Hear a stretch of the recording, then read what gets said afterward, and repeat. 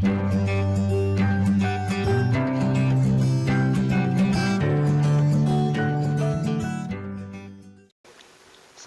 warahmatullahi wabarakatuh. Salam sejahtera bagi kita semua. Perkenalkan, nama saya Wiji Panuntun. Pada kesempatan kali ini, saya akan membahas dan menayangkan tentang presentasi yang telah saya buat dengan tema Matematika Ekonomi. Sebelum mengawali presentasi kali ini, marilah kita berdoa berdasarkan agama dan kepercayaan masing-masing. Berdoa dipersilahkan. Berdoa selesai. Teman-teman sekalian, di dalam materi mata kuliah Matematika Ekonomi ada beberapa poin yang akan saya bahas. Di antaranya yang pertama adalah deret dan banjar, kemudian ada time value of money atau nilai waktu uang, kemudian fungsi linier serta fungsi nonlinier. Lalu, apakah pengertian deret dan banjar? Deret adalah rangkaian bilangan yang tersusun secara teratur dan memenuhi kaidah-kaidah tertentu. Deret itu sendiri terbagi menjadi dua. Yang pertama adalah deret hitung, kemudian ada deret ukur. Deret hitung adalah deret yang perubahan suku-sukunya berdasarkan penjumlahan sebuah bilangan tertentu. Sedangkan deret ukur adalah deret yang perubahan suku-sukunya berdasarkan perkalian terhadap sebuah bilangan tertentu. Kemudian selanjutnya adalah banjar. Banjar merupakan suatu fungsi yang wilayahnya set bilangan natural, dengan kata lain, suatu set bilangan bernomor 1, 2, 3, 4, dan seterusnya.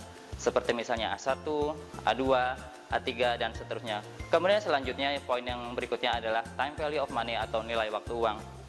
Time value of money adalah sebuah konsep berbasis waktu untuk menghitung nilai uang. Manfaat dari penerapan time value of money yaitu agar kita bisa mengetahui apakah investasi yang sedang kita jalankan dapat menguntungkan atau tidak. Pada umumnya, time value of money digunakan untuk menghitung biaya yang ada. Adapun cara yang dapat digunakan untuk menghitung time value of money terdapat menjadi dua, yaitu yang pertama adalah future value, kemudian present value. Future value adalah nilai moneter yang akan didapat di masa mendatang dari modal yang telah diinvestasikan terhadap tingkat bunga tertentu. Adapun pola yang digunakan adalah future value sama dengan PP dikalikan 1 ditambah I dipangkatkan dengan N, di mana PP adalah present value, yaitu nilai sekarang atau saat ini, dan kemudian I adalah interest, yaitu tingkat suku bunga, dan N adalah jumlah waktu yang dibutuhkan. Kemudian yang selanjutnya adalah present value. Present value merupakan sebuah present value dari uang yang digunakan untuk memperoleh bunga di masa depan, agar mendapatkan jumlah uang yang lebih besar dari sebelumnya. Pola yang dapat digunakan adalah present value sama dengan FV per 1 ditambah I dipangkatkan dengan N, di mana FV adalah future value, yaitu nilai yang akan datang. Kemudian I adalah interest, yaitu tingkat suku bunga, dan N adalah jumlah tahun yang dibutuhkan. Kemudian selanjutnya adalah fungsi linier.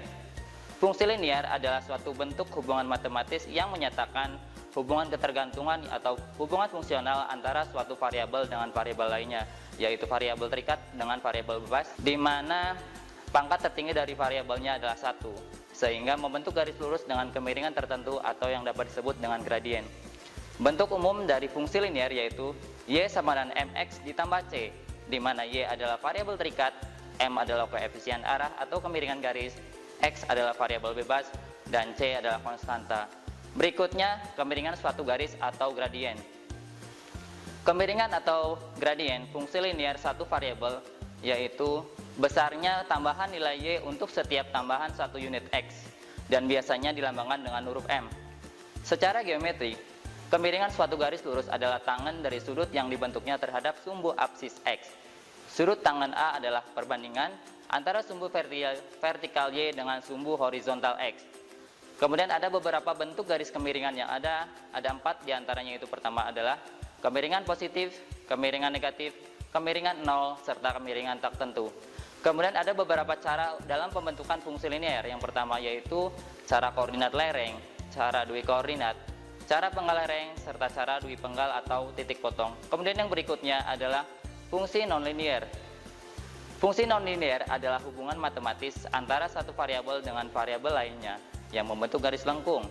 Adapun bentuk fungsi nonlinier yaitu yang pertama adalah bentuk lingkaran, kemudian bentuk elips, bentuk hiperbola, dan bentuk parabola. Di dalam kegiatan ekonomi, fungsi nonlinier dapat diterapkan seperti cakupan beberapa fungsi nonlinier, yang itu adalah permintaan, penawaran, dan keseimbangan pasar, kemudian fungsi biaya, fungsi penerimaan, keuntungan, kerugian, dan pulang pokok atau break even point atau BEP, kemudian ada fungsi utilitas, fungsi produksi, kurva transformasi produk, serta model distribusi pendapatan Pareto. Kemudian yang selanjutnya adalah setelah kita membahas dan memahami dari materi mata kuliah matematika ekonomi, dapat disimpulkan bahwa pemahaman yang didapat dari mempelajari mata kuliah matematika ekonomi seperti Deret dan Banjar, time value of money atau nilai waktu uang, kemudian fungsi linear dan fungsi non-linear dapat diaplikasikan di kegiatan ekonomi yang dapat digunakan untuk menghitung nilai uang yang akan didapat di masa yang akan datang. Berapakah yang harus diinvestasikan di masa kini untuk mendapatkan sejumlah uang yang ingin dicapai di masa yang akan datang, menghitung fungsi harga, penawaran, dan permintaan, serta fungsi produksi. Sekian presentasi dari saya yang saya dapat bawakan hari ini. Semoga dapat menambah wawasan teman-teman semuanya. Dan apabila ada tutur kata yang mungkin kurang berkenan di hati teman-teman sekalian, mohon untuk dimaafkan. Assalamualaikum warahmatullahi wabarakatuh. Kunjungi sosial media lainnya seperti website kami di pkbmalkata.com, Facebook PKB Malkata Mananjaya, Instagram PKB Malkata _official. Dan terima kasih telah klik video ini. Jangan lupa like, comment, share, and subscribe untuk menunjukkan dukungan kamu terhadap channel ini. Enjoy the video, PKB Malkata.